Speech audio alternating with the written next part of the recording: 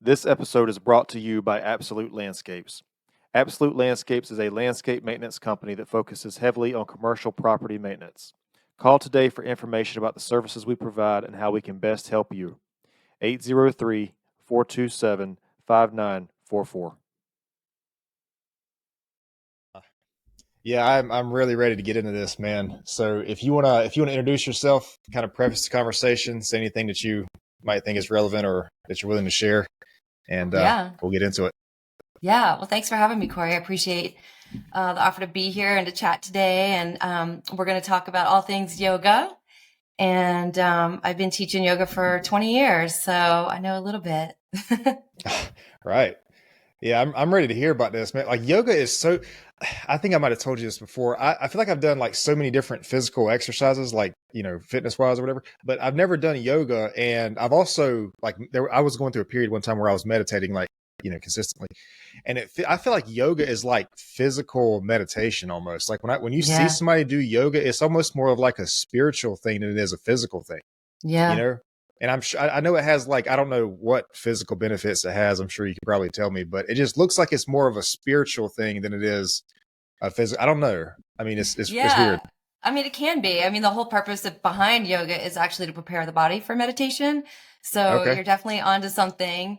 And a lot of yoga is timed with the breath. So it's movement linked with the breath. And so it can be very meditative. When people think of yoga, some people have an image of just something, person flowing through space really slowly. And that's not Hmm. necessarily. Yoga can look different depending on the style that you do. So some yoga is very vigorous and active and it gets your heart pounding and it's very cardio and you come out completely sweaty and wet and you wake up sore the next day. And then other types of yoga, it's very gentle and there's not a lot of movement and you can almost do everything on the floor. So there's this huge range. And everyone has a different image when they think about what it looks like for them. So it can be like, there's so many different styles and there's so many different types. And then even within one style, you can go to 10 different teachers and have 10 completely different experiences with the practice. Yeah. That was going to be out. You answered one of my questions I was going to ask. So you said it makes your heart pump, like it gets your heart rate up, I guess. It's like a cardio workout. Like how does that work? Because again, when I see people do yoga, it's like I don't want to use the word relax, but it seems like a very like, mellow kind of chill, almost like a relaxing thing. Like, when you see a picture of somebody doing yoga, it's always like in a meadow or something, and there's like a sunrise coming up. Like, it never really looks like a physical workout. So that's just Yeah. I guess that's what I'm kind of asking. I mean, Yeah. I mean, a lot of people have that image, so you're not far off. There is like, Ashtanga yoga, which is very fast and mhm, it's a practice of 90 minutes and it flows and it's very vigorous and there's lots and lots and lots of flowing. And that'll definitely get your heart rate up. If you go to a Vinyasa Flow class, that's a super fast flowing, fast moving class. So you'll get your heart rate up.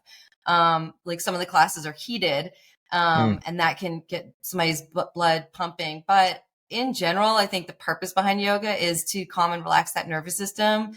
It's not about hitting some kind of fitness goal. right. And if you're moving and you're flowing the breath through the movement, there is that meditative aspect again. Hmm. So yeah, there's so many different kinds. I mean, Ashtanga is one of probably, and Vinyasa Flow are the most vigorous. If you go in there, you're going to get your butt kicked. You're going to wake up sore. Everything's going to hurt. And, you will get your heart pumping. You're going to sweat a ton. But then you can go to restorative yoga and you're laying on pillows and blankets and bolsters and you're Mm. doing very, very little movement. And then there's like everything in the range in between. But typically, yeah, it's going to be a little bit slower. I love working with men because men have this image that you have about what yoga looks like. And then when they get in there, men have a little bit of a hurdle to overcome because physically in general, not all men, but in general, they're a little bit tighter. Right. And the flexibility isn't as easy. And so it's a lot more challenging for men. So when men come into a class, they're like, man, that was so hard. I used to work with Muay Thai athletes. I love working with athletes. And these guys were going in and into the ring and they were just killing each other. And Hmm. you'd get them doing all the fitness activities, jump roping and burpees and like all kinds of stuff. And they would just blast through it. And then they would come into my yoga class and they would be like in the back saying, "Oh my God, it just hurts. It's so hard. Why is it so hard?" Which is cool because there's this like mental component too. And men can make great gains. Like you're going to see your flexibility change pretty quickly. You're going to feel muscles that you haven't felt before start to hurt. I mean, these guys would do 200 sit-ups and I would get them in a class and we would do 8 sit-ups and they would be almost crying because the sit-ups were so intense because we would just work them a little bit differently. Yeah. So it's fun to break those barriers and get people in that don't really know what to expect and see how they work through the practice. And then there's that thing where like ego gets in the way for a lot of men, not all men, and some women too, right? That ego gets in the way where they want to come in and they're used to like being really accomplished at all their physical activities. And then they come into yoga and it's a struggle. And so it's like, are they going to stick with it and kind of let that ego go a little bit and work through it and see what there is that they can gain from that? Or are they just going to like walk out because it's just it's too hard. It's hard for a lot of men. So you mentioned something about Muay Thai athletes, and like martial arts. Like what I've found is with martial arts, there's like the flexibility is different because there's a lot of like quick, explosive movements. Whereas somebody who's in a gym who's just like lifts weight, there's more of a steady, like controlled movement. And so the flexibility I feel like is different for like, let's say a bodybuilder and like an experienced martial artist. But it's crazy that you say that because so you work with people. Is that what you work with these people, these like men and women or whoever? Yeah, well, I teach public classes. I teach private classes. I've done a lot of things in like gyms. I've worked with a lot of athletes. So like I taught at a Muay Thai boxing gym in Oakland, California, and I've worked with triathlon athletes. And so, yeah, I've worked with a whole different range of people. I mean, the tightest person I ever worked with was a triathlon athlete, and oh wow, his body was just like a rock. He was super strong and fit, but nothing moved easily or well. And he was like a little stone that I was working with and trying to open him up. So yoga lengthens those muscles.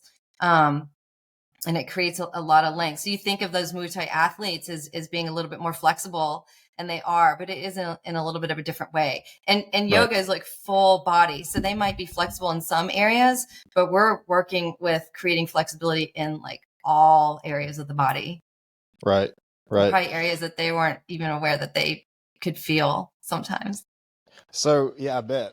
So is that why a person would come work with you, is because they feel like they're lacking in the flexibility, or like what would be another kind of catalyst that pushes a person towards it? Because like I said, for me, it's like a curiosity thing. Although I do feel like I need to work on flexibility. I try to stretch like in the gym and everything, but I imagine that's a lot different than yoga. And also too, like I'm a very big supporter of like massages, like deep tissue massages and stuff. But even I feel like that is different from from yoga.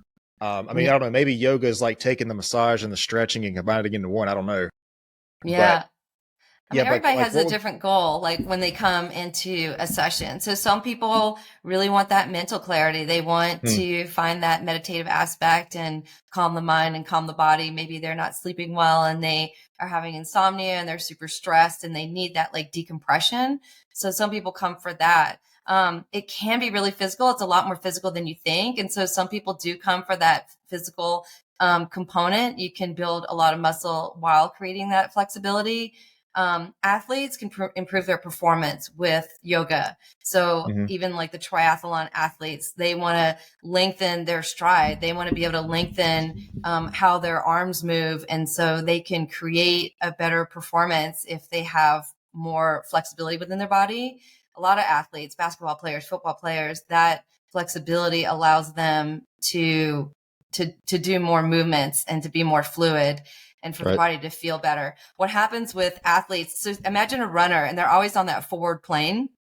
So the arms and legs are always moving on that forward plane. And so they're building all these muscles, but they're not doing like side to side. And if you think about how our spine moves forwards and backwards, side to side, right? And it moves in 6 directions. And so a lot of times people are only moving their spine in in two directions most of the day, and they're not twisting their spine. When your spine and all the muscles around your spine tighten up, then you feel old. You feel like you don't have that mobility. Things just don't feel as good when you're looking over your shoulder and you're driving. Like, it's just like, Yeah. But if your spine feels good and you're moving it on all six directions, then you have more fluidity and everything feels better. You'll see older people coming into yoga because a lot of times when you hit 30, you kind of tap out on how your performance does, right? All athletes like kind of tap out late 20s, early 30s, and then you can't progress. And yoga is one of those things where you can keep progressing. And so, if an older person comes in, they can build that strength. They can build that flexibility. Maybe they can't touch their toes, but within a couple of months, they're going to be able to see and feel that progress. And they're just going to feel better. It also helps with balance and coordination. So back to athletes, it helps a lot with balance and coordination. And it's unbelievable how athletes come in and then their balance is so off, right? And if you think about transferring that to older adults, if you're walking down the street and you take a misstep and you slip a little bit, you're going to fall. But if you have that balance and that coordination and you've been doing yoga, you'll catch yourself. You're not going to fall to the ground. So there's so many reasons to go. But with athletes, I think they can increase their performance. They can find new flexibility. They're going to feel a little bit different in their body. They're going to have more coordination. They're going to have more balance. That makes a lot of sense, man, because you can't, like, if you have the muscles there, if you have the capability, like the strength or the endurance or whatever it is, it's not really going to matter if you can't access it. You know, if it can't be used when it needs to be used, if you don't have the flexibility to use it, it's not really going to matter. So, I mean, it just makes sense that yoga improves. And I've heard too that, like, flexibility, apparently there's an argument in the fitness world where either strength is more important or flexibility is more important or whatever. But, like, I don't think you can have one without the other. You know, I think at some point, I mean, you can go in the gym every day and you can, you know, put on 20 pounds of lean muscle, but if you don't have the flexibility there, at some point, like, you're going to feel that, you know, whether it's back pain or whatever. You mentioned something about 30 being, I guess, about like an age that a lot of people just have an idea about 30, but I heard a statistic. I don't know if this is true or not. Do you know that like 95% of people, once they reach age 30, will never sprint again in their life? Something something crazy like that. It's like a very high percentage of people, once they hit 30, will never sprint again, which is crazy, because I'm 30 right now and I feel better than I did when I was 20. So, like, I don't so I don't understand that. But yeah, man, I don't know. Yoga is just one of these things. I really want to try it out. And I wish I could have tried it out before this conversation, but it didn't work out that way, because I don't know, man. I had this, well, first of all, I never thought it could be considered a cardio workout. I never knew that was a thing, that it could be that intense where it would be like that. But also too, so you mentioned about the mental benefits. What's up with that? Like, does this help with, did you say mental clarity? Yeah, mental clarity, focus, like, helps with sleep, with decompression, with stress. I mean, everything's linked to the breath. And if you know, like, all the studies about breath work, like, the breath is really calming to the nervous system. And so if you're flowing the yoga movements with the breath, and every single movement is linked with the breath, and there's a focus and intention around that, then it really calms your nervous system down a lot. And people don't focus on their breath anymore. And maybe they do in meditation, and maybe they don't in a meditation. But if you think about doing an hour yoga practice, and then maybe 2-3 times a week, you're just focusing on your breath, the breath and the movement, then you're going to feel those benefits. I have to say that there's steps though, when people go to yoga. So there's a lot of people come to yoga and they walk into a class and everything's new. The language is new. The movements are new. Like, it probably moves a little bit faster. They don't understand what's happening. You'll be surprised how, like, people don't know their left and right, because you don't have that body awareness. So they're like, move your left hand and your right foot forward. And then it takes a minute to kind of develop that consciousness. So in the beginning, I feel like I always say, like, 2 to 3 classes before you start even feeling remotely comfortable with the language. And you'll start to see there's some patterns, and there's some language, and there's some things that we keep repeating. Like, sun salutations tend to look pretty similar from person to person and class to class. They can be different, but there's some similar aspects to it. And so in the beginning, you're just trying to figure out what is my right and my left, and what the hell is the teacher saying, and which way am I supposed to turn? And then there's that whole uncomfortable element of like, anytime you dive into a new activity that you're not comfortable with, there's that discomfort that comes up inside that you're going to have to deal with, right? Any activity, if you haven't done it, you're going to kind of make a fool of yourself that first time. And so you just being okay with that, like that you don't know, and that's totally cool. So that's the first element, is just kind of diving in and having the courage to try something different and not be perfect at it, and be okay with like being in that newness, and then figuring out your body and the language and what the teacher's saying, and kind of understanding that. And then once that happens, you're going to start to try to work a little bit with making those movements look a little bit more like how the teacher's saying that they're supposed to look, right? It's not perfect, but you're going to try to like create shapes that look a little bit more like everybody else's shapes, because in the beginning your shapes aren't going to look the same. And then, it takes some time. And then there's like the breath work. So it's not like you're going to dive in and within the first 3-4 months, you're going to be diving into that breath work. Once you get into the flow and then the rhythm, and then like you can get out of your head, because you're in your head so much in the beginning, and you can just ground into your body, then you can get into the breath, and then you're going to see the benefits of the practice. So that's when, maybe a year into somebody's practice, they start grounding into that breath, and then they're like, oh, I get it. Like, I totally get it now. Because in the beginning, you're just lost and you're just trying to figure it out. And you're going to feel things that you've never felt before. And you're going to feel body parts that you've never felt before. And then some things are going to be feeling amazing. Like twists are amazing. I feel like the analogy of like, if you take a washcloth and you like squeeze it and you squeeze all the water out. I mean, think about when you are doing a twist and you're like squeezing all your organs and you're like squeezing the blood out of them. And then when you open up, it's like flushing fresh blood into those organs. And twist feels so good. People love them. And so it's not necessarily that they're like detoxing your body, because there's that whole idea about how yoga detoxes your body. But you're moving in a different way and you're opening things up. And so, it's stimulating your lymphatic system. Like there's just so many things that are happening, and it just takes a while for your brain to get out of the process of everything, and for you to like dive into like, wow, what does that feel like in my body? That feels incredible. I haven't moved this way, or it's awkward and weird. And then it starts to get a little bit more comfortable. And so I always like, there's this baby steps. Like you're not just going to dive in and then you're going to start sleeping better and everything's going to be awesome. But having said that, you could also go to a restorative class, where that class is you're laying down, your legs might be up on a wall, you're laying on bolsters and blankets, and there's very little movement, and it's more focused on breath, and you can walk out of there and feel really restored. Right. So what happens, what I think happens is that, and this is so typical, and I see this all the time, is that the people that need the restorative classes are the ones that go to the active classes.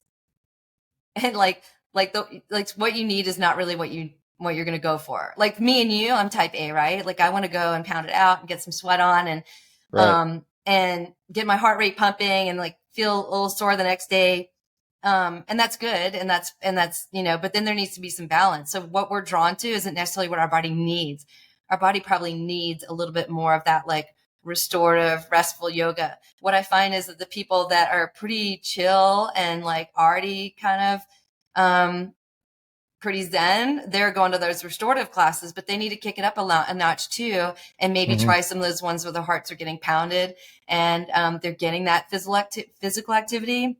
And so that's where I would encourage people to stretch themselves to get out of their comfort zone a little bit, because I find that we're drawn to not necessarily what we need, if that makes sense. Yeah, I'm glad you brought that up, because I was actually going to say that. It's crazy that like when I'm hearing this, it sounds like a lot of the people that come to you are like, most people would say they're already somewhat or not, or somewhat or very fit. You know what I mean? Like these athletes or whatever, most people would look at them and say these people are very fit.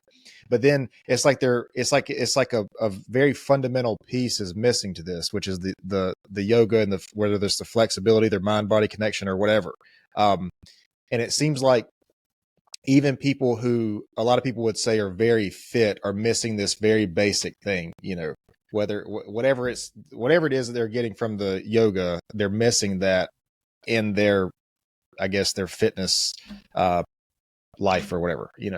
it amazes me because you're talking about triathletes and these kind of people. Like triathletes, that's the one where they swim, bike, and run so many miles. That's crazy, man. Like you would think that person Yeah. would be at the top of the food chain in fitness, Yeah. but it's just this mind body connection. It's amazing that Mhm. that is something that simple that can make a big difference. I'm Well, trying think to about like football players, right? Like I've worked with some football players. Those guys can't sit on the ground.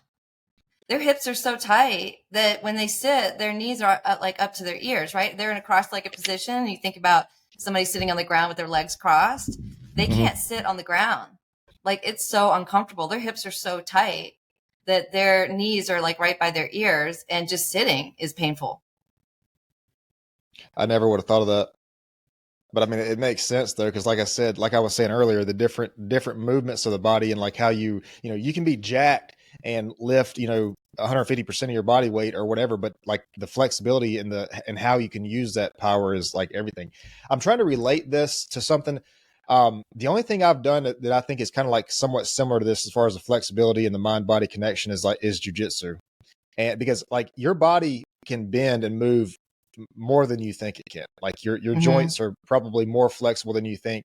And it's like with jujitsu, man, I think it's like that. There's a mix of power and speed because sometimes there's things that are like faster, more powerful than others. But I'm trying to just like make a connection here as far as the Mm-hmm. mind body awareness goes. And that's the closest thing I've done that I Yeah. think would be like this. I mean, I can tell you this of all the workouts I've done so far, and I've never done yoga, so I don't know, but jujitsu is like the best workout I've ever done in my life.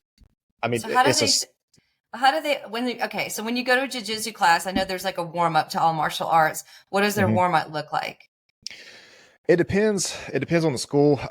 Most of the time, like sometimes you might just do like a little hand fighting type thing, which is exactly what it sounds like, where you're trying to grab the person standing up. Sometimes there's a movement called a shrimp, which is basically where you're on your side and you're kind of like moving away, as if a person were there. You might do that like down and back the mat, down the mat and back. There might be like a roll, where you like tuck your shoulder and roll type thing. You might I forget the name of this, but it's basically crawl on your back type thing, like crawl away. And so it's just kind of getting that movement in. But then the way it normally works at the schools I've been to, is once you start going over a drill, you'll go over a drill and then, you'll do the drill live. And then towards the end of the class, you'll do like live rolls, which is basically, using whatever, in like a live situation type thing. But the Muay Thai thing is a little bit different because like there's explosive movements there as far as like quick and speed. Like you have to be able to slip and dodge and that kind of thing. And that's why I was saying, it's crazy that these Muay Thai guys you work with, that's a thing, because I would feel like, some of those, there's much quicker, I feel like, movements in Muay Thai versus like football or something like that. You know what I mean? Because if you've ever seen like two fighters in a ring, Yeah. I mean, sometimes how quick those guys move and react to things is really astonishing. It's just like crazy. But then like football or something like that is like a very slow, you're using your move. I mean, they run in football, and I get that. But what I'm saying is like the way you use your muscles is a little bit different. Right. Um, But think of that Muay Thai. Think about the Muay Thai person, right? mhm. If they're more flexible, they're going to be able to dodge out of the way faster. They're going to be able to Exactly. move Yeah. faster. They're going to be able to like duck, and like they're going to be able to do all those movements a little bit faster and move hmm around with more ease. And see, but like I always thought that the answer to that was like physical massage, like muscular massage. I thought that would help with that flexibility. Is kind of what I thought. I mean, but I don't know.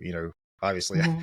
obviously, I don't know. So, um, but yeah, it's crazy that this is something that, because you're not the first person that's told me this. I know somebody else who teaches yoga, and she said the same thing. Like these, like the benefits that you get from this are not something that you won't really know unless like Yeah. unless you're there doing it. Like this, it's not really something you can anticipate, because I think everybody has the same idea I have as far as like the meadow and the sunrise and that kind of thing, the real peaceful looking, like I Right. said, I don't know how else to word it other than a physical meditation, like Right. physically meditating with your body.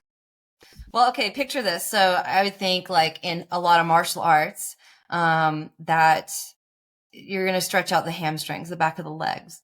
I mean, they'll give it like, I don't know, a minute or two. Maybe they'll do a forward fold and they'll bounce a little bit, like in standing, and they'll like just bend forward and bounce a little bit. Maybe they'll cross one ankle over the other and they'll do a forward fold and they'll bounce a little bit. Or maybe they even like do their legs wide. That's groin stretching, but like say the legs are wide and they're sitting on the ground and they're just kind of like leaning forward a little bit. Maybe they're bouncing a little bit. They're not really getting a little bit of stretching, right? But in a yoga practice, if you're I mean, there's different ways to stretch the hamstrings. We want to warm them up and all of that. But if we're going to just say an example of like giving a really good stretch, one way would be, let's give that standing forward fold example. So if you're standing and you're doing a forward fold, and then you take a big inhale and you breathe and then you exhale, then you're going to go a little bit further. And then if you inhale, you come out of it a teeny bit, and then you exhale really deeply, you're going to go in a little bit further. And then you stay there. And so you do that 5 breaths. And every time you come out of it a tiny bit, and every time you go into it further and further and further. And so that's giving your muscles time to lengthen and lengthen and lengthen. You can also, so there's different ways to do yoga. Some people teach it where you stretch passively. So a passive stretch would be just like I said, like you're sitting or you're standing and you're breathing and you're just letting your body weight kind of move in that direction. Now, an active stretch would be you can activate those muscles and stretch. So you're creating strength and flexibility together at the same time, which is where my practice has been going in the last 5 years, which I really love. So I'm hypermobile. I'm pretty flexible, and being flexible without being strong is a lot of women are flexible and they're not strong. That's dangerous. We can get hurt. Women get hurt in yoga because we tend to have that flexibility without the strength. Men come into yoga, they have the strength without the flexibility, and it's just like hard and painful. But you can do both. So you can engage your muscles and forward fold at the exact same time. And so you're building strength. Same in a standing pose. I can stand. So you know what warrior pose is? Like you're kind of standing, your arms are out to the side and your one knee is bent to the side. I think so, yeah. So imagine that if you're standing and your arms are out to the side, you can just stand there with your arms out to the side and not really have any integrity or any muscular engagement in that shape. But you can also stand, just say standing, you're just standing with your feet out a little bit wide and your arms out like a star kind of. You can engage your arms and fire up all the muscles in your arms, and you can pull your quads up and engage your legs, and you can ground your feet down into the earth and engage your entire leg from your foot all the way through to the top of your thigh. And then you're in a pose and you're engaged and it's fired up. Right. Right. And so in yoga, you can do that with almost all the poses. You can be active and engage and have all your muscles fired while still getting the benefits of that forward fold. Now, that's not something they're going to teach you in a beginner class. And that's going to take some years to like kind of get there. And it's taken me some years to kind of understand that. When I went into yoga, my first class, I was super bendy. So I was like, oh, this is fun. I'm like really great at this. And I was just kind of flopping down in all my poses, and I didn't have any integrity. I didn't have any strength. I didn't have any of that muscular engagement. And it took me years and years and years to understand all of that. I mean, another cool thing about yoga too is that when you start to understand your alignment and your body, so it fixes your posture. And when your posture is good, then, and your head is sitting on top of your spine properly, then everything feels better. If you're on the computer all day long, or even a rock climber, imagine that like really forwarded, like rounded shoulder, like rock climber, like hugging your body to the rock. You start to develop that kind of like, your muscles start to develop like that. And then when you get into yoga, you can like, wow, you open up your chest and you didn't realize like your head was forward all day long, and you've got text neck, and you're slumped over your computer. And then you get into yoga and you open your chest and you're like, wow, that was so tight. Right. And if you continue to do these patterns that are bad for you over time, then your body starts to take that form. And we all see those people walking down the street that their neck is like way forward or their shoulders are rounded. And that's happening when people are in their 30s. But when you go into yoga and you're like, wow, like my chest is open, that feels so good. Then there's a lot of things that happen. Like you're standing with your chest open. You feel that confidence. You feel that like power of your chest being open, and you're not in that vulnerable, like crouched forward position, right? You think of women that sometimes they're protecting their chest, or they're walking in that like vulnerable position. But then what is it like for them to like get into a class and open up their chest and feel the power of that, and then the confidence that comes with it, and then the postural alignment that comes with that, and then you're standing into your power, you're standing into your body, you've got this alignment. So there's like, that's where the mental stuff kind of like creeps in over time. Or like you're in a warrior pose and you're like, hey, you're like this warrior, right? Like activate the muscles and feel that warrior energy. And then when you're standing there with your arms spread wide, like feel that energy like shooting out through the fingertips, like feel that strength, because you're not just standing there with your arms out.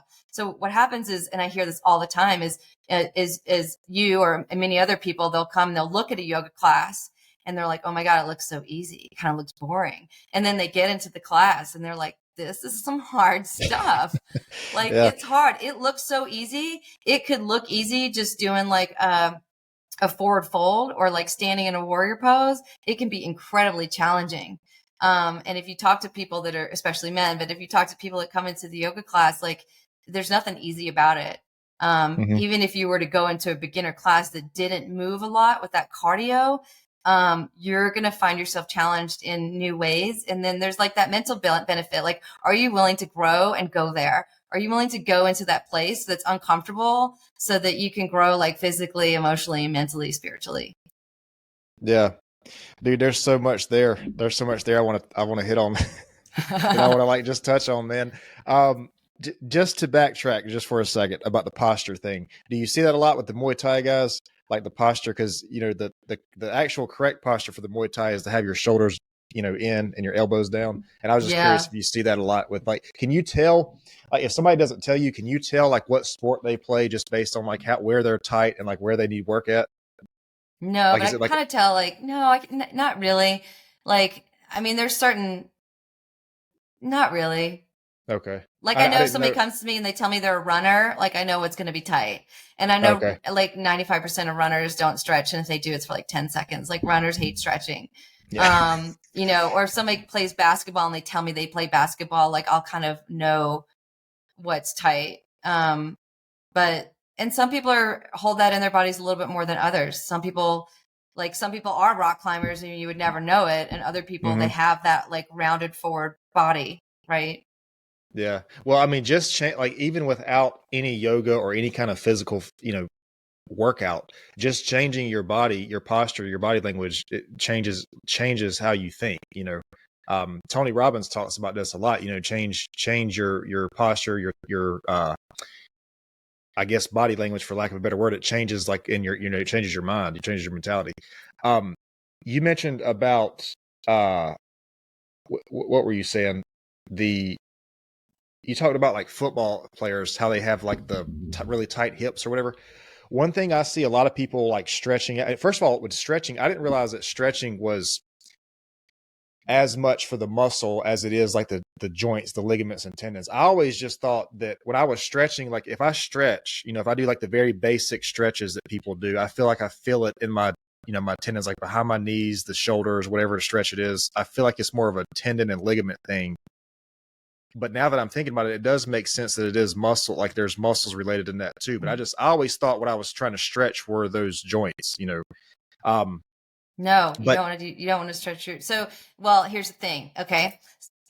So say somebody's doing a forward fold. All right. Back to that forward. Say they're sitting on the ground and they're doing a forward fold. What is a forward fold? Like what? Okay, so you're sitting up and you're like at a 90-degree angle. Like you're just sitting up tall on the ground and your legs are in front of you. Okay? Right. And then you're going to fold your chest towards your knees. So you're going to kind of go in from that 90-degree angle into a smaller degree, right? Okay, yeah, I looked it up. I'm looking at a picture right here. Okay, I got you. Okay. So a lot of people have really tight hamstrings. Right. Most people have really tight hamstrings. The back of their legs are super, super tight. So then what you're going to see when they do a forward fold is their back is going to round, their lower back is going to round, and they're going to take it in their back and they're going to feel all this pain in their back. Yep. Or they're going to do a forward fold and they're going to feel all this pain in the back of their knees. That's not what we want. So in order to lengthen those muscles out, we want to tilt the pelvis a certain way. So you think about if somebody's doing a forward fold and they're really tight, then their back looks like it's rounded, it's curved, right? Right. What you want is that angle. So you want them to kind of like stick their butt out, even if their knees are bent, and have more of that pelvis tilt so that they're getting it in the back of their legs instead of in their back. Now, if you bend your knees a little bit, then you'll feel it in the back of your legs instead of in the back of your knees or in your lower back. And that's where you want to feel it. So like a good teacher will change your, like what you see in the picture.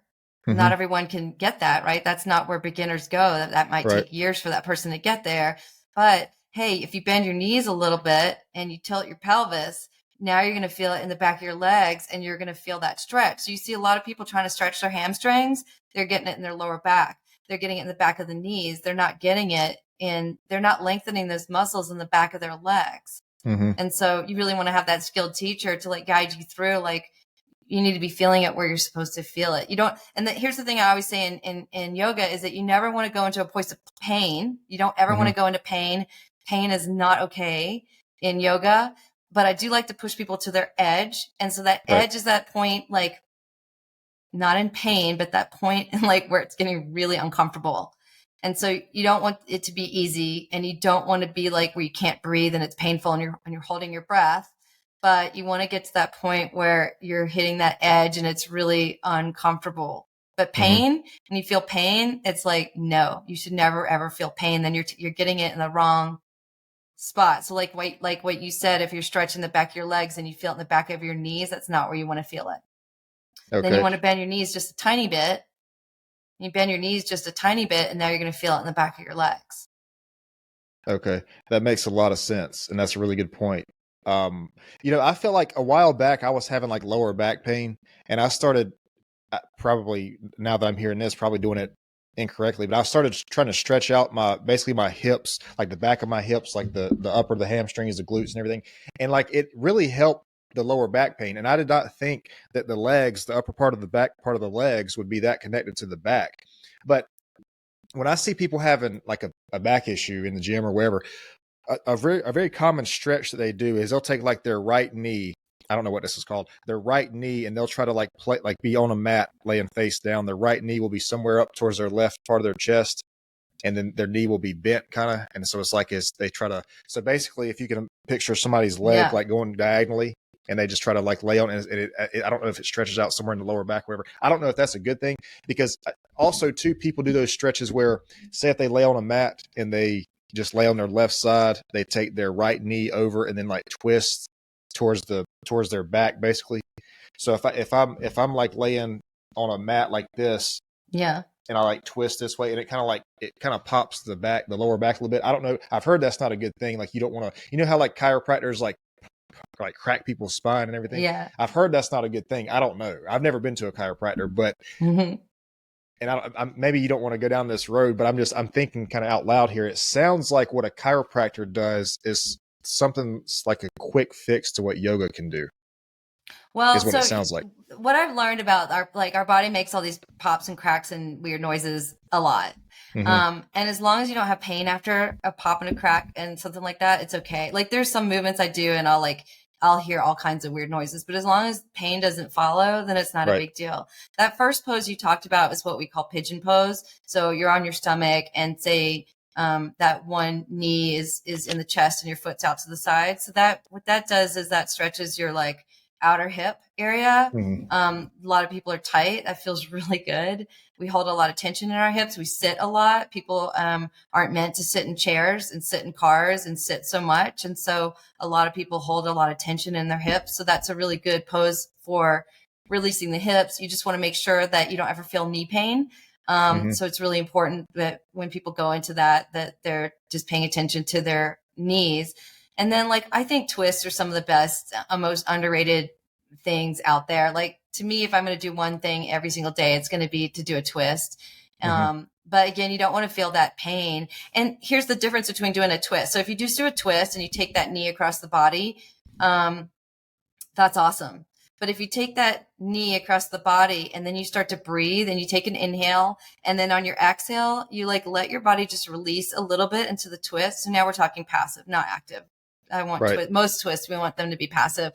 And then they take an inhale and then they exhale, and they like, that's going to allow their spine to open up naturally. So just taking the knee across the body, and I can't speak about chiropractors, but like if you're going to do a gym stretch, take the knee across the body, and then you're like, and you can't breathe, and you're like, and it's really uncomfortable. You're not going to get that benefit. But if you take it across the body and you just take 3 or 4 breaths, and every time you exhale, you're going to notice that things just kind of slowly like lengthen and open up. Then you're going to get the benefit. So it's like just taking just a tiny bit more time to just do it in a way that's going to be more easeful for your body. And you're going to feel that you're going to feel better. You're going to feel more growth. You're going to gain that flexibility a lot faster. Yeah, I'm glad you said that, because that was going to be a question I had, because when I do, that knee across the body type thing, at a certain point, there's never any pain, but at a certain point, it's like it becomes difficult to take a full breath. I feel like if I were to try to, I could not inhale fully, and I don't know if it's supposed to be that way or not. But yeah. So what I would suggest is like in that place where you can't take that breath would be to come out of it a little bit, like come out of that twist a little bit, then take a big, huge inhale, then exhale and like relax into it. And then you always want to be able to breathe, because when you're not breathing, your nervous system's freaking out. Right. So like you want to chill your nervous system out. You want to relax your nervous system. When you can't breathe, your nervous system's like, Yeah. So you want to come out of it, take a big breath, exhale, ease into it, and then do that 2-3 times. You're going to see so much more benefit. You're going to see so much more change, so much faster in doing it in that way. You always want to be able to breathe. I mean, they teach you that when you lift weights, right? Everything's with the breath, and every activity, like basically like every physical activity, right? You want to like link it with the breath. When you hold your breath in anything, like that's not helping your body. You're hurting your body then. You're freaking your nervous system out. So you definitely want to breathe. Yeah, I learned that in jiu-jitsu too, man, breathing, because if you don't breathe, you will like be in not a good place very quick. Okay, what was I going to say? You said something about that, and I wanted to make a comment about it. The twist. The breath, the twist. Yeah, you were saying we talked about the breathing out, breathing in. So well, here's another thing that's really interesting that I don't think a lot of people know, and I have to say, like, I didn't really know this until I went into my yoga training, was that there's a certain way to breathe, and a lot of people are breathing in reverse. And so when we inhale, our belly needs to come out. And we want to get that breath all the way down into the belly, where the belly button is and below the belly button. So what happens is, those people that you see and they have those like big barrel chests, especially like when they're a little bit older, they have like that big rounded, they call it like a barrel chest. And those are the people that are just breathing from like, their chest up. They're not getting down into their belly. They're not really like engaging their full diaphragmatic breath. And so when you breathe, you want to like breathe in and your belly expands out. And then when you exhale, your belly pulls into the spine. It wasn't until I went into my yoga training that I realized I was breathing in reverse. And I had been doing that, and I had to retrain myself to breathe in the correct way. And if you look how babies breathe, that's how they breathe. They breathe in, their belly goes out. I find it interesting that a lot of people like we're breathing in reverse. And so it's like retraining the breath to be more efficient and effective, and to use our full breath. You want to get it all the way down into the belly, and we're not just doing chest breath.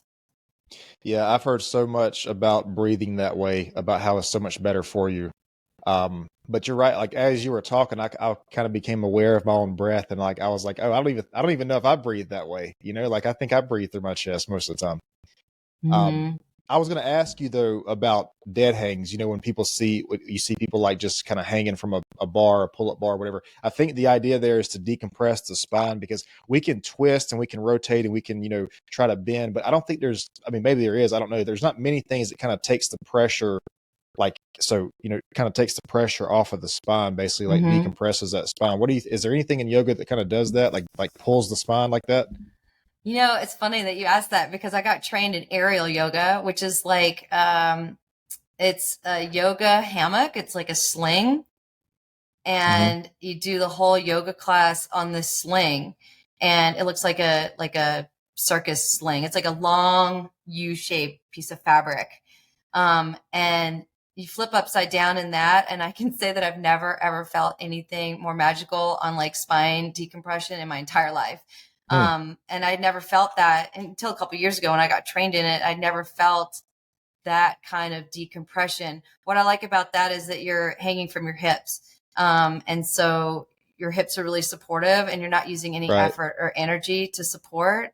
And so your spine is just lengthening and you're just hanging. So, you know, some people argue that's not yoga. It's aerial yoga. It's newer. I love it. That's one where I would always leave sore. Right. My students would always leave sore. You use a ton of core in aerial yoga. It's not for everybody. Some people get dizzy. Like there's a lot of upside down. It's you have to be really aware of your body. You need to have that strength. But I don't know if it's super accessible like yoga is. Yeah, that that reminds me. I think what you're talking about is you see these people, they're like some sort of like dancers, I guess, where they have this rope or whatever, and they're like doing all this crazy, like their leg will be like wrapped up in it or whatever. The high school I went to, they had like some kind of thing where they did this. Anyways, I went to this place. It was like one of these little, I don't know what you call it. It's like a trampoline park, maybe something like that. I went to one of those a couple months ago, and they had one of these things, but this one had like, I think this one like was kind of cheating because it had knots in it. Like it had big knots where you could like grab onto it. But dude, I was trying to do that, and like it had a little foam pit up under it or whatever, Yeah. And I was like, I could not even like hold myself up or maneuver from one to the other. And I was like, here I am thinking I'm so fit and everything, and I can't even like, maneuver on this rope or whatever. So that's what I'm kind of like, when you're talking about this, I'm kind of thinking just the strength and the body awareness it would take to make that work is just probably crazy. Yeah. I mean, I had to build up to it. Definitely. Yeah. It takes a ton of strength. I mean, and that's the cool thing about yoga is that you're doing everything within your own body weight. Right. So, like plank, you hold plank for long enough, you're going to start feeling it. And you're just using your body weight. You're not using weights. If you stand with your arms straight out to the side, you'd be shocked at how fast your arms get super tired. Sometimes I'll do that in yoga. Every once in a while, I'll just kind of throw that in there and I'm like, close your eyes and just stand and keep your arms out to the side and just breathe, and how hard it is. And then all this stuff comes up right in your head. You're like, oh my God, I can't hold my hands up. I can't do it any longer. I can't do it any longer. And so you like working with your breath and working with your mind, and like all you're doing is holding your hands out to the side, and but it starts to kill you after a while. Everything starts to like, you start to feel it and you start to take it into other parts of the body. And so it's interesting to see like what comes up for you when something simple like that when you're challenged in that way. I feel like holding the hands out to the side was some sort of disciplinary thing when I was like, I feel like that was like a thing when we were in football or something. If you were late to practice or whatever, you had to run so many laps or whatever. I feel like holding the arms out to the side were like a disciplinary thing. Yeah, I feel like punish you. I feel like I've done that at some point in my life, dude, and it's not easy because you think, if you're in a gym or whatever, you're just kind of doing flies. I mean, it hurts after 10 reps or whatever. But you're right. If you just hold your arms out, man, you can't. I mean, you can't do that. Well, so let me give you this point too. So sometimes people will go to those Vinyasa Flow classes where you're moving really quickly and you're getting cardio. That is oftentimes easier than going into a class that's slower and you're holding the poses for longer. So, and for me, and you probably were like type A, like let's knock it out. Going to those classes is a super mental challenge for me. Sometimes just to kind of slow down and like be in it. And then I want to move fast, right? I want to get that cardio. I want to get all that, but slowing something down and holding it for a period of time is extremely challenging. And a lot of times you'll get more muscle definition and strength from that than like a fast flowing class. I believe that because when it comes to weightlifting and stuff, I still believe in like the power of like calisthenics, body weight workouts and just using your own body weight. And so, yeah, I imagine, listen, let's take a break just really quick. Let me stop this. I'm going to start a new video. Okay. And we'll start right back up. Okay. So I wanted to ask you about this. Like you said, you've been doing yoga for a while. How long have you went, do you think, without doing it? Like, has there ever been a period of time where you went, like maybe you stopped and started back? Because the reason I'm asking is I just want to see, like, if you could see the benefits of like stopping and starting back. Yeah. Um, Yeah, there's times where I'm like more active than not, or I'll switch, or sometimes I'm like, I want to do more strength training and I'll mm, kind of go to the gym and I'll put yoga on the back shelf for a little while. I mean, I noticed that because I've been doing it for so long, it comes back pretty quickly for me. But even if I start like running or biking a ton and then I go into yoga, I can feel how tight things get. They get tight so quickly. yeah, for sure. I just started running, I don't know, a year ago. I'm not really doing much of it anymore, but I wanted to challenge myself to start running. And I was shocked at how fast everything got so tight and I had to stretch. Stretching was much more challenging for the back of my legs. And Hmm. I could feel things tighten up in a different way pretty quickly. You said something earlier about people not knowing, like the lack of the mind body awareness or whatever. It's crazy that like a lot of us don't even really know how to run. That's why they make running shoes the way that they do, because people run incorrectly. You know, they make the impact with their heel or whatever, and supposedly you're supposed to make contact with the middle of your foot or whatever. You know, Yeah. um, I I don't really run as much as I used to. As if I do anything, it's the elliptical. But but dude, when I first started running, that was a problem. I was making and I did road running, so I was making contact with my heel, and then like Mm, the next day my knees would be sore. I'm like, dude, this isn't supposed to be like this. So I looked it up, and apparently you're supposed to make contact with the soles of your feet, because when you make the contact, it's like it's almost like your ankle is like a cushion almost. You know what I mean? It takes some of that impact off of your knee, versus if you hit with your heel every single time you land, it's like the impact is on your knee. yeah. So I mean Um, that's the thing in yoga, like we talk about like like the foot. If you think about the foot as a square, like it's got four sides to it, and mhm. so it's really interesting to start to take your feet off. A lot of people don't even take your feet off, take your shoes off, and like connect your feet to the ground, right? And then you want to connect all four corners of your foot evenly. And so what you'll Mhm. notice is just when you're standing, like wow, all my weight's on my heel or all the weight's on my toes. And so my toes are crunched up when I'm standing, or you're not engaging your whole foot. And so what happens is you learn to like, you know, ground your foot into the earth. Now you're testing it out. Yeah, I am. I'm doing this. Like, it's crazy, man. My toes, like they were barely touching the ground. I feel like Yeah. And so that's when you're crazy. standing, you want to like, you want to spread your feet and then you want to ground to that, that big toe side and the pinky toe side of the foot. And so there's so many people that have issues with their feet. We're not meant to be in shoes all day long, Mm, and we're not built for that. We need to take our shoes off and feel the earth and feel the ground and connect for with sure. it. And so people aren't using their feet properly. And when you're not using your feet properly, that travels up into issues with your knees and your legs and everything else. And so I found that too. I was putting a lot of weight on my heels, so it's just like tiny shifts in awareness of like how you're supposed to stand and put your body weight and where you're supposed to put it. Yeah.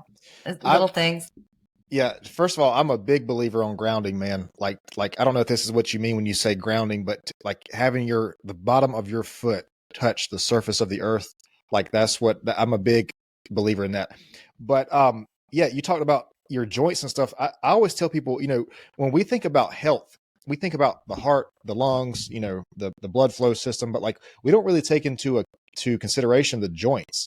Because yeah, you can have a perfect heart, you can have perfect lungs, whatever, but if you can't move around, if you can't get up and have movement through your day, those things are only going to, first of all, they're only going to stay healthy for so long, and then they're only going to do so much.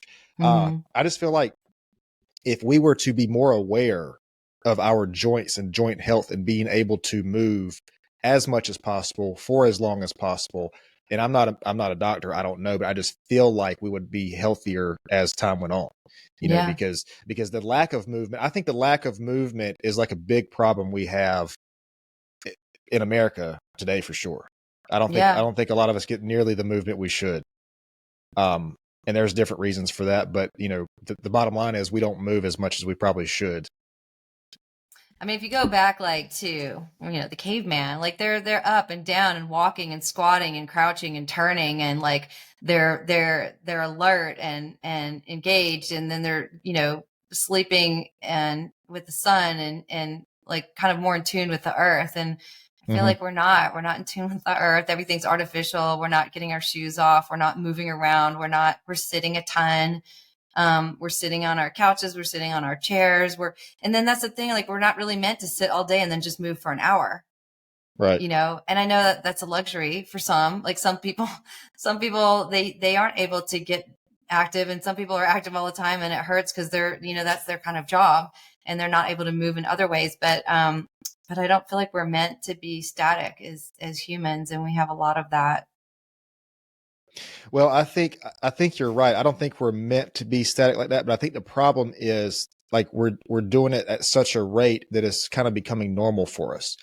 Like I don't want to get down the rabbit hole of evolution is real or not, but I'm saying like you can see like some of this kind of happening like over time. I mean, first of all, I think since the 60s, maybe the 50s, the average testosterone for a man has dropped significantly in not even 100 years. And I mean, there's a lot of factors in that. Food is a big part of that. But one of the things is like, just go back to, 500 years ago or so. We don't have the need or the necessity to, be hunting or protecting the way that the people did back then, because we say it's a convenience to have a grocery store full of food and to be like they had to go out to hunt things. But at the same time, man, like we have to think about what does that do over time? Just like I was, Mark Larson, the host I was on a podcast recently. He was the host, and we were talking about this, like technology, we can go to think about how many people cannot spell these days the way we used to, because we just our phone autocorrects. First of all, most phones autocorrect if you don't know how to spell something. And then if you don't know something, you just go to Google or whatever your search engine is and you look it up. And it's like, yeah, these things are good, man. But it's like, what happens if you don't have that? When is the last time, who uses a map anymore? Like, right. I mean, I don't think I've ever even read a map on a road trip. It's just all been GPS. And like, what happens if you don't have that? And so, yes, these things are good, but like we get accustomed to that. And as time goes on, not only do we get accustomed, we get dependent on it. Yeah. And it's like I was telling him, I said, it's okay if we use technology. We just can't let technology use us. Like we can't get so dependent on it that we lose this. So anyways, that's a rabbit hole. But I think like kids can't write these days. Like if you look at like high school students and they write a letter, a thank you card or something, they can't write. They're writing like my 9-year-old right now. And but you think about in yoga when you're in, let's say, a handstand, right? You're having to, so when you're standing, if you just stand on one foot and you balance on one foot, which we don't ever do, but we do in yoga, then you think about all those little micro movements that your ankle's making and your toes and like everything that's keeping you in balance. And same thing with like a handstand. Even if you do a handstand on the wall, you're playing around with like your hands and how they're grounding into the earth and where you're putting your weight and where your body is, and you're going upside down. We don't even go upside down anymore. And so we're working with like these large muscle groups, but also like tiny, tiny ones. So any balancing pose when you're on one leg, which I just really don't think people balance much anymore.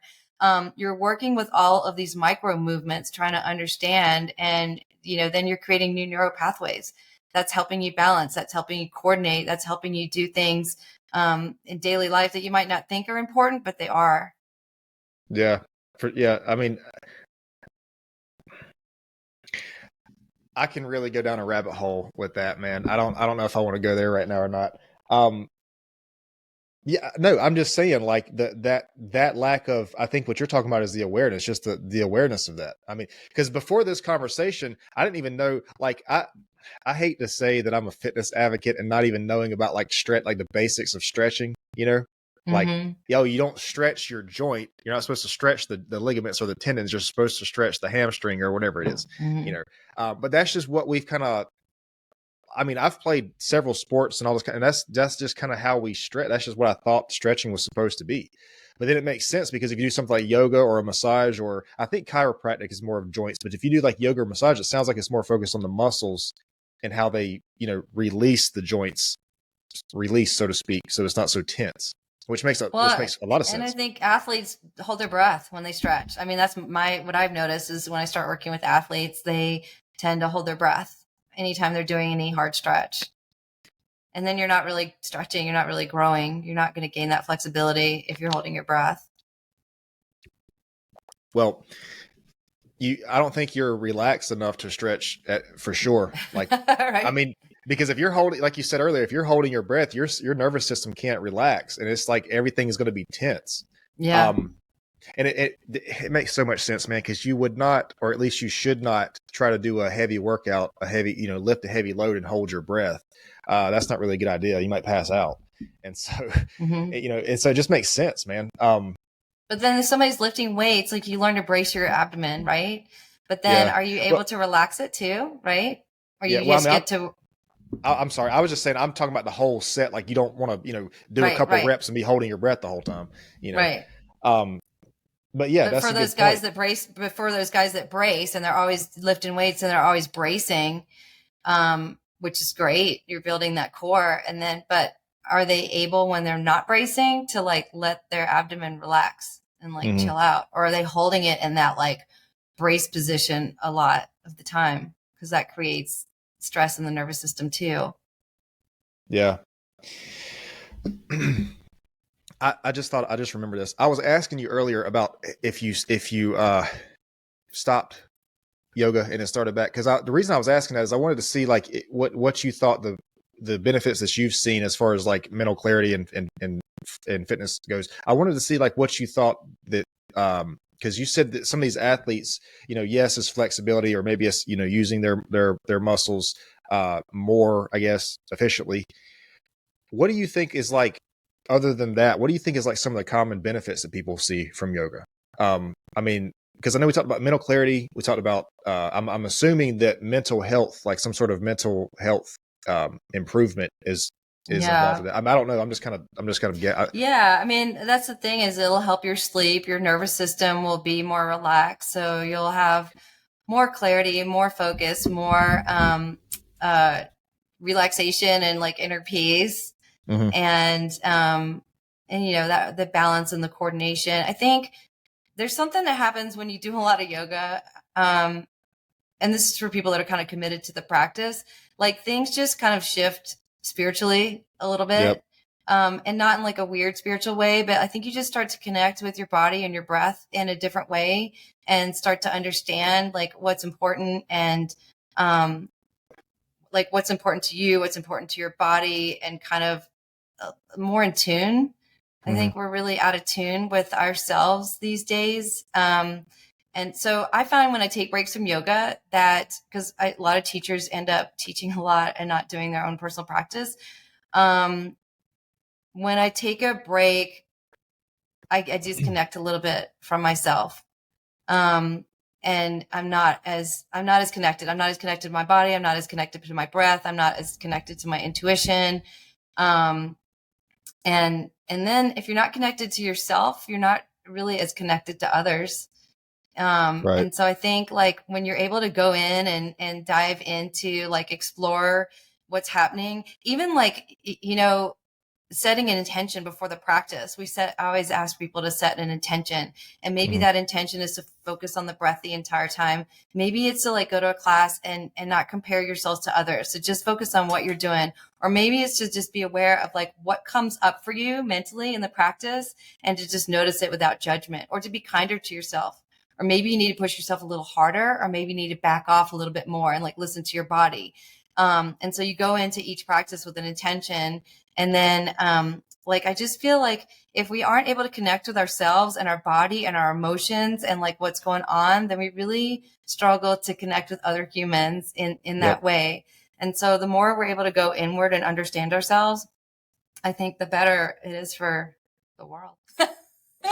Yeah. And it's also too, like knowing yourself, if you can't have that connection, like, do you really know yourself? Because this might be kind of going maybe in an opposite direction, but I don't really think it is. Like meditation, one of the things I remember from meditation is like there's a I guess awareness is the best way to say it. There's an awareness of, you get this awareness that the person that thinks, that has the thoughts that you have, and the person who is aware of that process are like two different, I don't want to say beings, but for lack of a better word, two different beings. Like it's different, like you have, because I remember when I was, and I talked to a guy about this, like meditating, like you have these thoughts come up and I'm like, oh man, I feel like if I have a thought, come up, I'm supposed to restart or whatever. And he's like, no, just let that, let the thought come, let it be, and then just let it pass. Like it's not like you're never not going to have thoughts. And so I just remember that, man, just how it felt to be like aware of the fact that like, there's this whole separation of ego thing and this separation of like who you think you are and like, all these different factors from the world and like, whatever. And like all these things really don't matter. I mean, it's not really, when you're grounded to like who you are, it doesn't, it's like these things, it's almost like they don't matter. And I'm probably not going to be able to change this mindset or this philosophy until I try yoga. But it's like, I feel like from what you're saying and a little bit I know is like yoga is the way to do that physically. It's like, you have that connection with yourself physically. Yeah. It's a moving meditation. Yeah, totally. I mean, if you can go into the practice again, right, you have to figure out left and right and where you are and figure out the movements and kind of get into it a little bit. But then you start to think like, oh my God, I'm comparing myself to others. Or like when something comes up, do you have the mindset, I can't do that, I give up? Or you're like, I'm going to do it. Or do you push through pain, right? And push yourself farther? Or one day you're just not feeling it and you push and you push and you push. It's like, is that best for you? And so it's just kind of tapping into your inner knowing. And then that connection with the breath, and taking that time to just like be with ourselves and experience like what it's like to be in our body. I feel like we're just so disconnected to ourselves and our bodies. And like, we just go. And then we go to sleep or we can't go to sleep. And so it just kind of, and part of meditation and part of yoga is observe those thoughts, right? When they come up, just noticing them. And then that's, we're talking about ego, letting go of that ego. And so when you come into a class, are you able to let go of that ego? And it takes some time, especially if you're not good at it and you're not flexible and it's hard, and just kind of noticing when that ego creeps in and what it's saying and is it being kind, and noticing those thoughts and being aware of them, and then, not necessarily letting them go. But there's a lot in tracking those thoughts and understanding them, and then understanding ourselves a little bit more. Yeah. You mentioned a couple minutes ago about how, knowing yourself makes you better in the world. I can't remember how you worded it. What's interesting, man, is I don't know if I've ever met many men that do yoga. If they do, I don't know. They didn't share that with me, but it's like the women that I've met that do yoga, there's like this certain sense of, peace almost. It's like they have this inner peace going on. Like it's just, there's this, it's like, I don't know how to describe it, man. It's like this certain tranquility. I don't know what it is. It's just like this vibe you get from these people. It's like people who meditate often. They have this kind of the same thing. There's just sense of peace to them.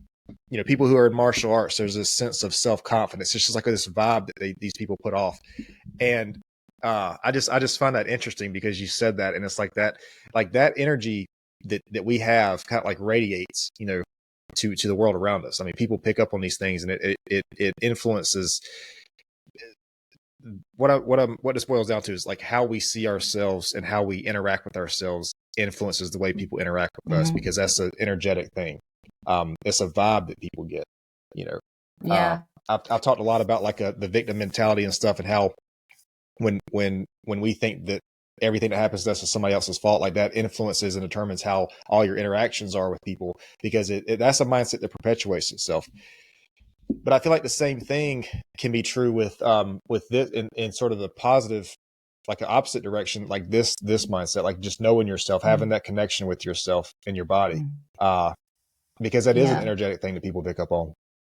I mean, you know what I've been thinking about a lot lately is just trying to balance that feminine and masculine within ourselves. Mm. And so like I tend to have a lot of masculine energy myself. And so it's like embracing that feminine, and for men that come in and they have that masculine energy, it's like, are they brave enough to like go in and like embrace that feminine side? Because we need to have balance. We need to have balance in order to be able to For like sure. connect with people. And so I think that it's like a little dance around that too, like letting go of ego, letting go of our thoughts about what we think we are in this world and like what others think, and just kind of like diving in and exploring the different sides of us, the bright sides and the ugly sides, and the egoistic thoughts that are coming into our head, and the ones that aren't so kind, and then the ones that are kind, and just kind of examining them and putting some thought and intention around that. And so say if you can get, past the physical part of the practice where you're kind of going into that meditative aspect of yoga, just meditative meaning just connecting the mind, movement, breath, and that can be fast or slow. If we could do that, 2 times a week, then that's 2 times a week that we're taking space out of our week to like connect with our heart and connect with our emotions and connect with our thoughts, or try to disconnect from our thoughts, and I think everybody can benefit from that. And if everybody was doing that a little bit more, I do think the world would be a better place. I think we would be nicer to ourselves. I think we're a lot of times our own worst enemy. I am sometimes my own worst enemy. We're way harder on ourselves than we are on other people. And so when we can explore like how we're talking to ourselves and how we're treating ourselves, and then, that self-awareness is growth, that inner growth, then that kind of like radiates out naturally. Yeah. Yeah, you touched on something, man, that I talk about a lot, which is self-awareness. I think there's a lot. I think self-awareness will solve or dramatically improve a lot of problems that we have. You talked about the masculine and feminine balance, and that's everywhere. I mean, it's in us, it's in relationships, it's in the world. Like another way that people refer to this, I think, is like culture and nature. There's just this balance.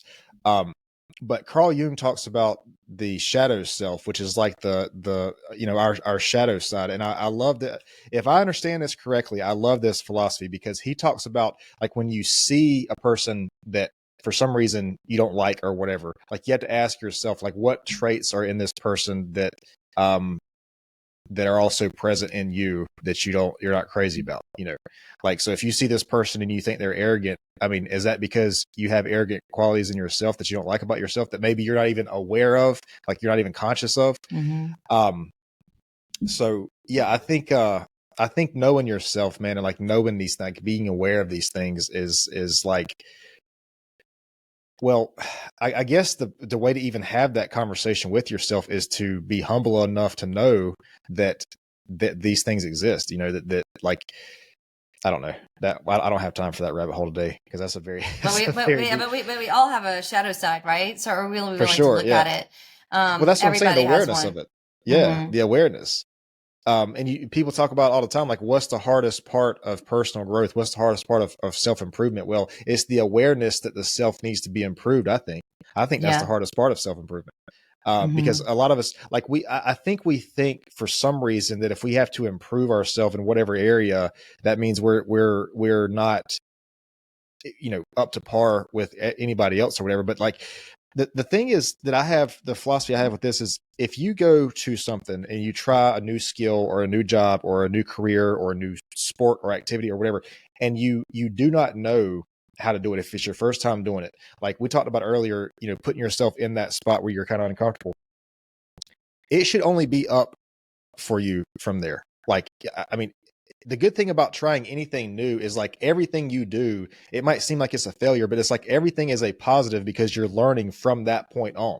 If you ever get to the point where you're doing something, you've been doing it for years, and you feel like you're not learning anymore, maybe you should try to do it a different way, go into a different area of it, or maybe try something new. Because like, I just don't see how people don't have this mentality about this thing, that like, when you start something new, yes, it's going to suck. Yes, there's a lot to learn. Yes, people have been doing it for years and you haven't, but everything is up from there, man. Like everything is like, it's like if like these fighters who go fight and like one person wins and they everybody trains hard, one person wins, one person loses. The person that loses gets, gets upset about that because they've been training as hard as they feel like as anybody else.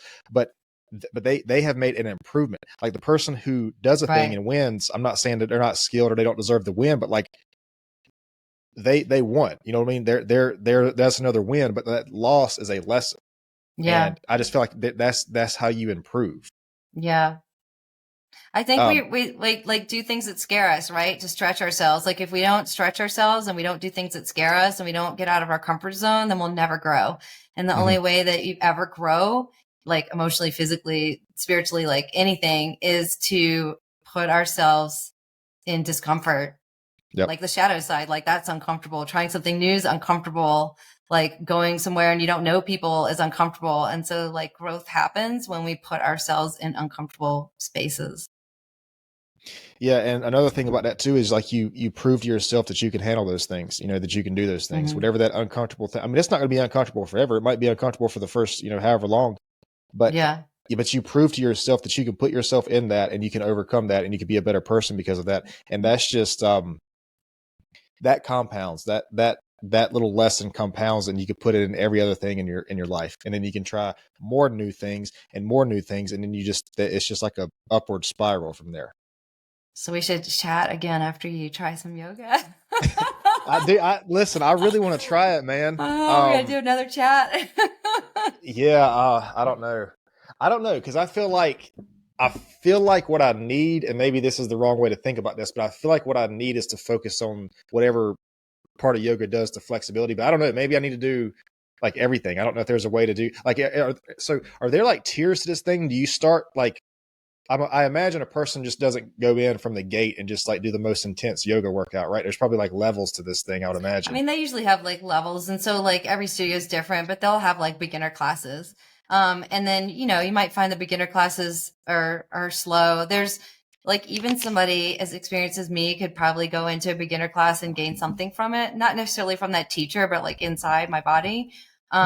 But I definitely would start with a beginner class. I definitely would do your research online and find a teacher, like read their bios, see if they speak to you. Like the worst thing is to go to a teacher that doesn't resonate. And so again, you can like try 6 teachers in a studio and then finally like you find the 7th one and they resonate with you. In their like manner, in their energy, in the way that they communicate and how clear they are. And like, you're just not going to vibe with every teacher. And so I would go, like a lot of studios have like a 30-day unlimited pass and just go and just try a bunch of different teachers and find one that kind of speaks to you, stick with them for a little while so you understand their language and how they work, before you kind of jump around too much. But read, look at the studio and see if it's like too woo woo for you, or if like you need to connect with the teachers. You'll be able to tell a lot by the teacher's bio, and if you'll connect with them. Yeah. Or you call the studio and say like, who's the teacher that's been teaching the most, that's the best with beginners, and tell them exactly like what you're looking for and what you want. And then they'll kind of guide you. I don't think online is the best way to learn. There's a lot of online teachers. I think some are great. I don't think that's the best way to like learn. I think going into a public class that's a studio or doing a private, but definitely you're not going to get exactly what you need online, but online's better than nothing. So people are going to like, if they're scared, and some people need that, like take the fear element out of like being judged and being in a public class, and it's just too much for them, like emotionally or like anxiety wise, then do a class online. I just don't think it's the best way. And then there's something about like the community and like everyone breathing together, everyone moving together, and that like group energy that's pretty powerful that you can't get individually. But again, that's not for everybody.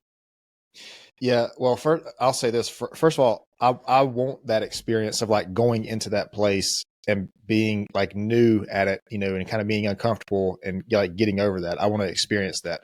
But so like what should you expect on your first, like, I mean, assuming that this is something that has like, they have like a beginner class or whatever, like what is it going to be like? The beginner, is it mostly like stretching, just kind of being aware of your body type thing, or I They mean, might teach you like, so, okay. So you go into his yoga studio. What you're going to expect is like, it's going to be pretty zen, pretty quiet.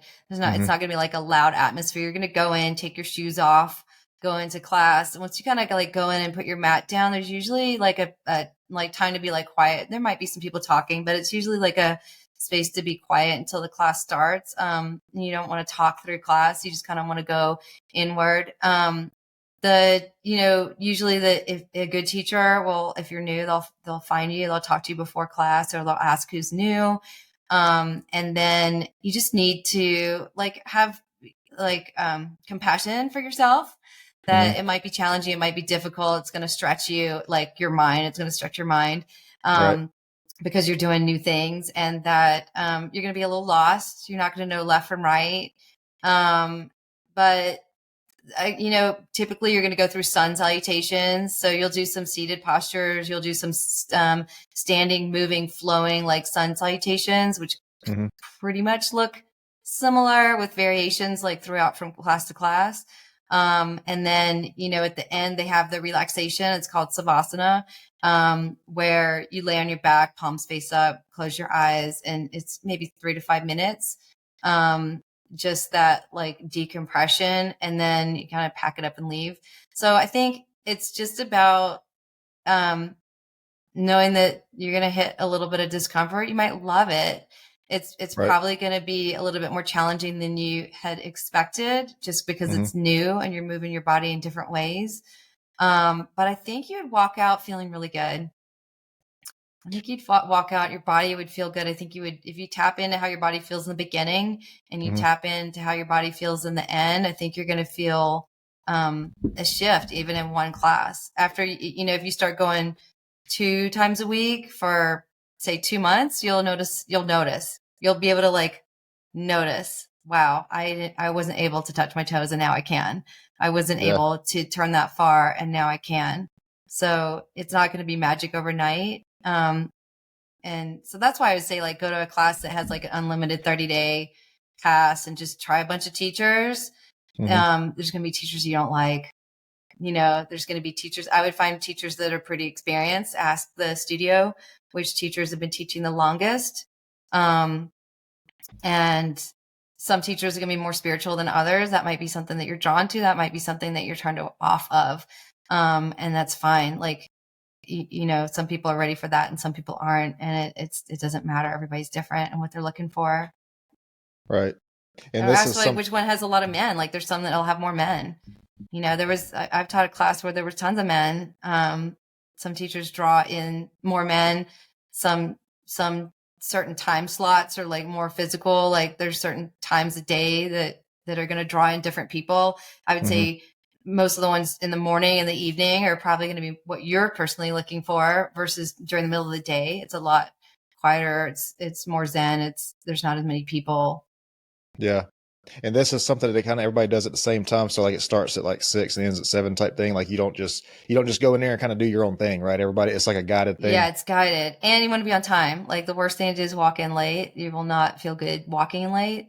So I would get there like 5 to 10 minutes early and just kind of get a sense of like where the bathrooms are and where do you put your stuff and like what props you need. There's props. Some teachers use props and some don't, which is just like belts and blocks and maybe like Mm, the bolsters, like these big pillows. And they'll tell you like which way to put your mat. And hopefully somebody will be like, I'm new to yoga. I've never done this. So it'll help you feel comfortable your first class. hmm But I think just have grace with yourself, and know it doesn't need to be perfect. But then really tap into like how you feel afterwards, because you right. will feel something from how you walk in and how you walk out. You'll feel different. And then again, the thing is like don't ever go into pain. So if Mm. it feels like crap, don't do it. So the blocks and all those things. If we talk next time and I have like a big black eye or something, that just means I fell on my face. No, Is you what won't. that's what that means. Because, dude, I don't know, man. Uh yeah, I got to try this out. I, I I mean, do know a that belt is like, look, like if you can't reach your feet, then you throw a belt around your feet. So then you can access your feet.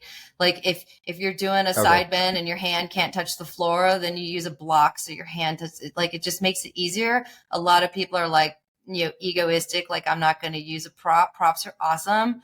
And they are there to be used and to make things like a little bit easier. So using a prop is good, and it's not like weird and scary.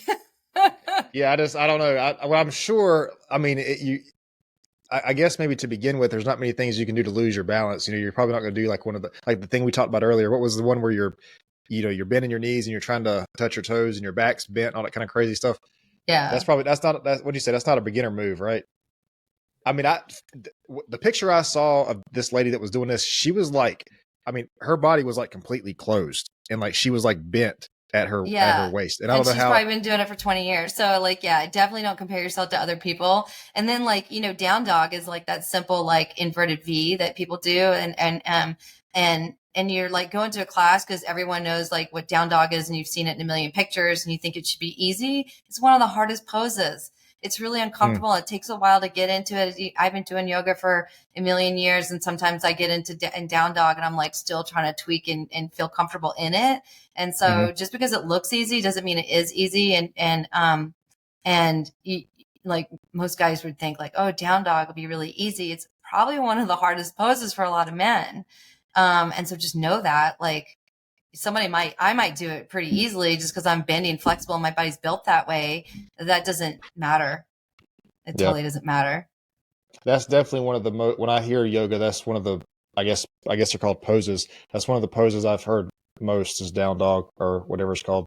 I've heard that one a lot. I don't know what it is. I think I know. It's like when you're late, like your thighs, the quads are on the mat and your back is like bent up. Is that what it is? Is something like that? No, so like if you were standing and the ground was the base of the triangle, you're basically like bend over and create like a triangle with your ground. So your hands are on the ground, your feet are on the ground, and you move them far apart. So you're like a V. And then like the base of the triangle would be on the ground. So just the earth. So your stomach would be facing up or down? Down. So it's like if you were to just go touch your toes and then walk your hands and feet apart. And so like you're in a V and your butt sticking up in the air. Okay. And it looks super easy. It's really hard, especially for men. Men have tight shoulders. It's hard. You're holding your body weight up. You're like, oh, this should be easy. I'm just holding my body weight up.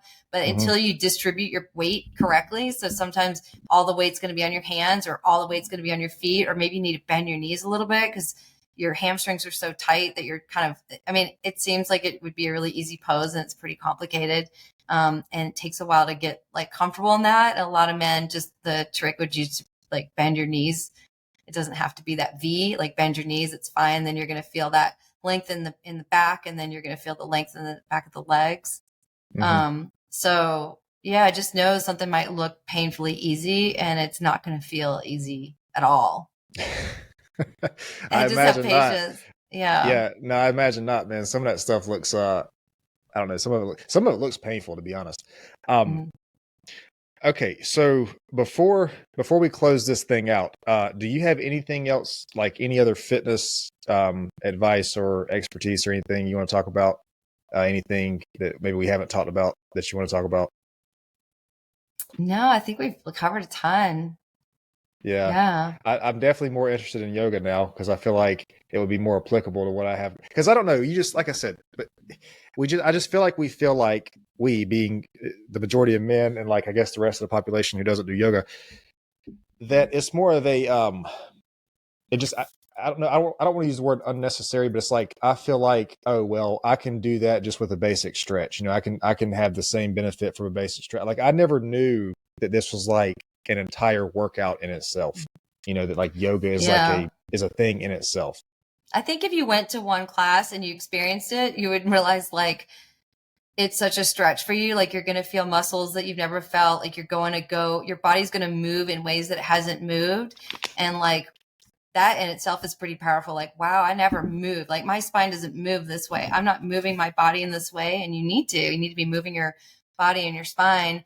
And like, I wasn't aware of all these little muscles, or I'm working muscles that I didn't know were there. And then you'll see the benefits of it because it's giving you something different than everything else that you're doing. And so that's why like a lot of sports and athletic teams are bringing in yoga teachers. And a lot of athletes are getting drawn to it because they're not getting that from like pounding it out at the gym and doing whatever, activity that they're doing. Yoga offers something totally different. Yeah. Okay. Well, I will definitely let you know how it goes. I'll tell you, like, well, yeah, we'll have to have another conversation after I do this. Let me try to do it for a little while and just see, like, get the feel of it. Um, but yeah, I'm kind of excited about this, man. I don't know. Yeah. I know it's going to take like, a couple months or whatever to see benefits, but I'm sure this isn't something you can just do once or twice and say like, oh, it's working for me type thing. It's probably like any fitness, Yeah. it takes time. Um, so do you want to promote do you have a website or social media or anything you want to promote? Yeah, well, I have a podcast called Connected Community, Exploring Possibilities. So it's on YouTube and all the audio platforms. And we kind of cover like a lot of really cool topics that are not mainstream, that I love to expose people to. And then I do privates online and in person, but a lot of people aren't going to be in person, but I definitely do them online. I can see a lot. If somebody positions their camera properly, I can see like the smallest, finest details. And so that's NickyYoga.com. And so it's NickyYoga.com. I love working with people. I love working with beginners. I love working with people that have never done yoga. That's so super satisfying for me. I love working with athletes. Some people come for a short time and some people come for a long time. So some people will just kind of bring me in to tune them up a little bit. And they might be a yoga teacher 20 years, or Mm-hmm. somebody might come and they've never done yoga like yourself and they just kind of want to explore it in a different way. So yeah, Do that's how you people can find me. recommend that first timers do virtually, or should it be in person? I think it Like depends people. on like what they're comfortable with. Like some people aren't comfortable going to that public class. Mm, Um, I'm really good at like breaking down the basics. Like I'm really good at like working with beginners. But then I also find it fun like working with somebody that's been doing yoga for 20 years. okay. But I think, you know, it's definitely more cost effective to go to a studio and get that like unlimited pass for a month and try out all the teachers. But I think that there's that personalization that you can get with a teacher, or like that you might not get in a class. And classes used to be pretty hands-on, a lot of physical adjustments, and people aren't getting that anymore. So Mm-hmm. in a class, you don't get as much individualized attention.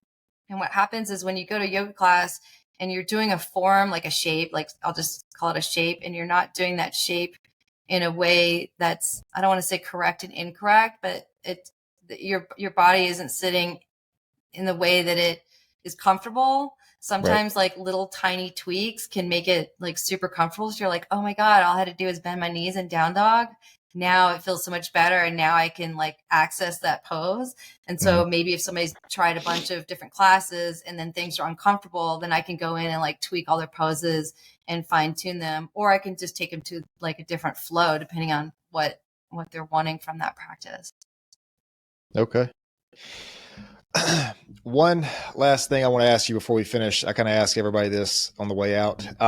If you could like pinpoint one like very useful or valuable lesson you've ever learned in your life, it could be related to fitness or not, something you're comfortable sharing. What do you think is one of the most important things you ever learned? I'm still learning it. I'm still trying to embrace this. It's just like trusting my intuition. Mm, I think my intuition always has the answers. I tend to kind of go into my mind. I'm very like heady and analytical, and I'm always trying to find answers from there. But if I really kind of tap into my intuition, I always have the answers. And that's something I'm like constantly working on, because I think it's really easy to get caught up in like thoughts and emotions and like but I think deep down we all know what we need for mm-hmm. ourselves and what's best for us. And when things aren't in alignment, like just having that intuition that we need to walk away from those situations. What's Yeah. yours? What's your lesson? Oh man. I don't think I've ever been asked. I've asked a lot of people that. I've never been asked that before. Um, I think it's really hard to pinpoint the most important, but I think definitely one of the most important is that the way you think about the world around you determines the world around you. Like the way you see the world around you determines what it is that you see. Because we can go back to that thing earlier about the victim mindset. If somebody is everything else, or if something is everybody else's fault, every time something happens to you, you're going to look for somebody or something else to blame. And I'm not saying that there's not times where those things aren't true, but I'm saying if that is your mentality and you go somewhere, this is the example I always use. You go somewhere and, you go to a coffee shop or somebody, and somebody has a bad day and they say something to you that's kind of rude or whatever. If you have a victim mentality, or if you have a mentality that everybody's out to get you or whatever, you look at that and that kind of reinforces the belief that you already have. Versus if you're kind of grounded in yourself and you kind of know who you are and where your pros and cons, basically, for lack of a better word, of your personality, and somebody does that, then it's like, oh, well, this person was having a bad day. That doesn't really have anything to do with me, because everybody's reaction to anything doesn't really have anything to do with you. That's like if you're in traffic and you unknowingly by mistake cut somebody off or whatever, and this person just starts laying down on their horn or whatever. I mean, that's like that reaction comes from them. I'm not saying you were not at fault there, but I'm just saying, like, the reaction that people have is like their thing. So I just, to go back to the question, I think it becomes easier to reinforce whatever belief you have in whatever direction that is, based on your mentality, on your mindset. And this is something that I was talking to Mark Larson about, why the mindset is so important, because it does influence and it does determine everything. And I know that sounds like, no, it's so good. So good. Like, when you say that the mindset determines the life around you, that almost sounds like manifestation type talk or whatever, but it's true though. I mean, it is true that the way you see things determines what it is that you see. Yeah. And it's like, I could talk all day about this, man. I don't want to steal your moment. No, from it's great. It's great. But yeah, I would just say that the mindset determines everything. And there's ways to change the mindset. There's ways to, but it starts with yourself. I feel like it starts with, like, who you think you are and where you think you are, and just going back to the self-awareness, being aware of, because if somebody says something to you, whatever, if you have a personality trait or, whatever, if they say something to you, if you haven't wrestled with that, if you're not aware of that, what you're probably going to do is become defensive about that. You're probably going to, react to that because somebody says something to you, because either you know that you have that trait and you don't want to acknowledge it and work on it, or you want to deny that you have that trait. Either way, it's going to, what's the word? It's going to trigger you, Yeah. But going back to what you said about intuition, this is something that I like. I like that answer too, because because the thing about intuition, man, is like, I don't think it comes from nowhere. It's not an accident we have intuition. But you talked about you still working on it and you still learning it, and I think that's 100% true, because first of all, it takes time to build that intuitive, trust with yourself. But also too, something that I tell people is the only way to build that is, or one of the biggest ways to build that is to keep the promises you tell to yourself. So, like, for now, and this isn't just because I've said it on a recorded podcast and it's recorded and that's how it is. I've already said it. I've already said I'm going to try yoga. So now I'm going to do it, because if I don't do it, then that's, even though it seems like it's something minor, that would be me not keeping a promise I made to myself. And if you do that enough over time, you become a person that you can't trust yourself. So then if you can't trust yourself, what happens when you have that intuition, that feeling about something? You're not going to be able to trust yourself then either. And I think this all ties into, I think this is like by definition, this is what self-confidence is the ability to be able to trust yourself. Well, how can you do that? Well, just like other people trust you, you prove yourself to yourself. If you say you're going to do something, if you tell yourself, hey, I'm going to go to the gym at this day, this time, whatever, if you do that, if you keep the promises over time, you do that every single time you tell yourself, if you keep the promises, eventually you trust yourself. And and it seems like self-confidence is such a like an abstract thing to talk about. But when you break it down like this on those little moments day to day, it makes so much sense, because those things, whatever you do during those moments, it adds, it compounds, and it builds who you become, Yeah. I mean, well, I love that. I mean, you're talking about integrity, and when you have integrity with yourself, then you have integrity with others too. yeah. That's awesome. And like I said, intuition, that's just one of those things that's so important, man. I don't see how else you can, I mean, you have to be able to trust yourself, because there are things at some point in life that you will face that people just don't know the answer to, like you will. Yeah. I mean, there's just some things like you can have the best partner, the best parents, the best siblings, whatever, the best friends. But sometimes like there's those things you just have to make your own decision, Yeah. about whatever it is. So, Yeah. but listen, man, this has been a great conversation. I got a lot of work to do. I got to go get in this yoga class. I don't know, like, we totally have to chat afterwards. I totally want to hear what it's like for you. Yeah, man. I know. I think I know the teacher I'm going to use, but I don't really know her schedule or anything like that. And I got to fit it into my schedule some kind of way and do all that. So, yeah, I'm ready to see about this. Yeah, because I'm all about improving, physically and mentally. It sounds like this, and spiritually even. It sounds like this will do. So, so for sure. Yeah. But listen, I'm gonna let you guys here. I got to run. It's almost 1 where I'm at, which All means I have right. to run. But I'm gonna stop the video. Just hang out for just a second, Okay. and we'll close out. But I appreciate your time. Yeah, it's awesome. Thank you, Cody. Hey guys, I appreciate you tuning in today. If you enjoyed this episode, you can find more content at Pure Wisdom Podcast. This is on Facebook, Instagram, Rumble, TikTok, YouTube, Spotify, Amazon Music, and Apple and Google Podcasts. There you can like, share, subscribe, and we will see you next time.